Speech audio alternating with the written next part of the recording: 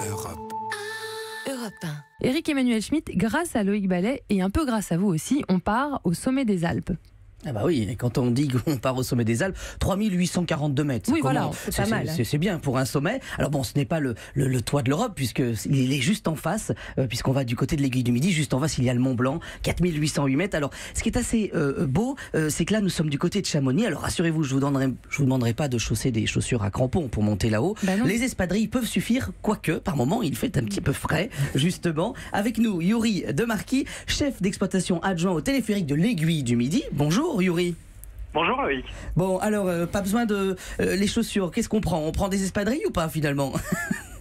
On peut prendre un peu n'importe quel type de chaussures. Après, il faut regarder en fonction de la météo et notamment de la température qu'on a au sommet. Ce qui est assez marrant, c'est justement cette météo. C'est que quand on monte à cette altitude-là, tout peut changer, en fait, très vite.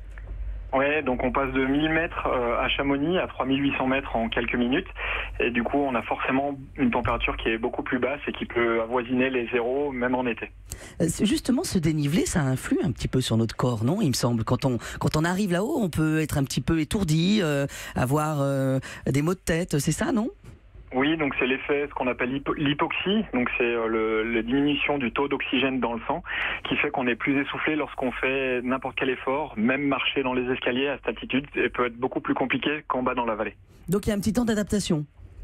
Il y a un petit temps d'adaptation. Après, il faut prendre son temps, il faut profiter de regarder le paysage et il faut y aller tranquillement en altitude. Ah oui, et quel paysage, parce que quand vous êtes là-haut quand même, à votre droite le glacier des Bossons, face à vous le Mont Blanc, sur votre gauche l'Aiguille Verte, les Drues, les aiguilles de Chamonix, la Suisse, l'Italie qui vous regarde. Quel spectacle. C'est un spectacle assez incroyable. Le spectacle il est à 360 degrés. Hein.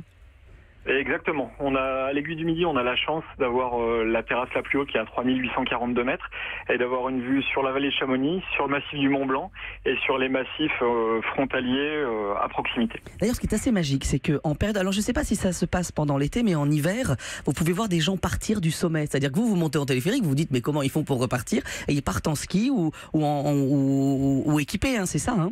Voilà, donc l'hiver, on a un itinéraire à ski qui s'appelle la Vallée Blanche, qui permet de descendre via le glacier du Géant et la mer de glace depuis l'Aiguille du Midi jusqu'à Chamonix, ce qui fait 2800 mètres de dénivelé à la descente. Donc pour ça, les clients, les skieurs empruntent l'arête de l'Aiguille du Midi en étant équipés de crampons. Il faut mieux être accompagné d'un guide parce qu'on est sur un itinéraire glaciaire et c'est un itinéraire qui est très connu dans la vallée. Éric-Emmanuel Schmitt. L'Aiguille du Midi, vous l'avez... Je l'ai faite, bien sûr. Enfin, j'y suis allé et mon père et ma sœur faisaient la descente. Moi, je surveillais la météo. Alors, vous y êtes allé dernièrement ou pas ?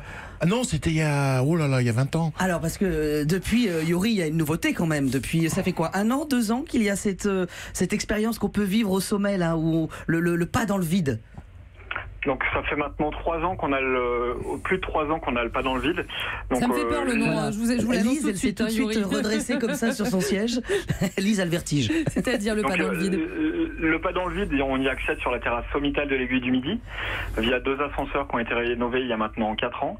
Et le pas dans le vide, le principe c'est que c'est une cage en verre qui se trouve au-dessus du vide et qui permet d'avoir une vision 1000 mètres plus bas sur la vallée. Voilà, et pour l'avoir vécu et pour en avoir fait d'autres dans d'autres endroits, celui-ci, enfin ce pas dans le vide marche vraiment. C'est-à-dire qu'en fait, quand vous quittez vos chaussures parce que c'est une vitre, donc le but, vous êtes avec des petits chaussons comme ça et vous n'avez aucun repère avec votre regard sur une rambarde, sur un mur. Vous avez l'impression d'être au-dessus, vraiment dans le vide, et c'est assez troublant.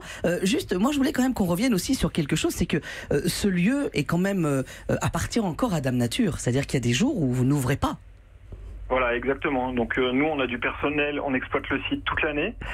Tous les soirs, on a 2 gardiens qui dorment au sommet pour donner les conditions météo, vent, neige et givre à l'équipe d'ouverture le matin. Par contre, avec la météo en altitude, il y a des jours où on ne peut pas accéder au sommet malgré cela. Ah oui, et alors comment ça se passe ? Parce qu'ils dorment sur place, c'est ça, hein ?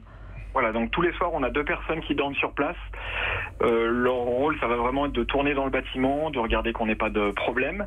Après, si on vient avoir du mauvais temps sur une période, ils vont rester bloqués au sommet.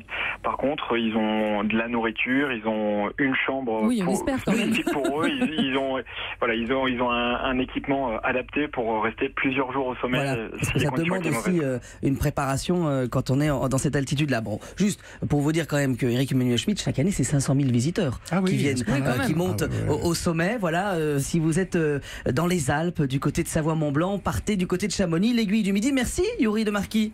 Merci beaucoup. Merci, et à bientôt. Merci beaucoup, Yuri. Europe 1.